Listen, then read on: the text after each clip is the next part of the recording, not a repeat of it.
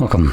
In front of me is a Sony Xperia 10 Mark IV, and today I will show you how you can format your SD card. So to get started, you will want to open up your settings. From here, navigate to storage, and in here you will find the drop-down menu. So it says this device. You can tap on it and it will also give you an option for SD card. Click on it. From here, choose what you want to use to open it up, and I think files. Let's see if files gives us the option. I think it will. Storage settings, and yep, there it is, format. So you can click on that.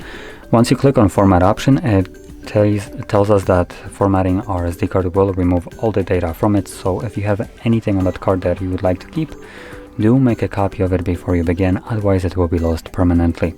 But assuming you have already made a copy or you just simply don't want to, you can proceed by selecting Format SD card.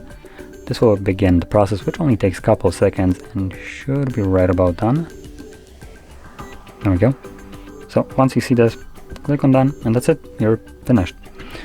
So if you found this very helpful, don't forget to hit like, subscribe, and thanks for watching.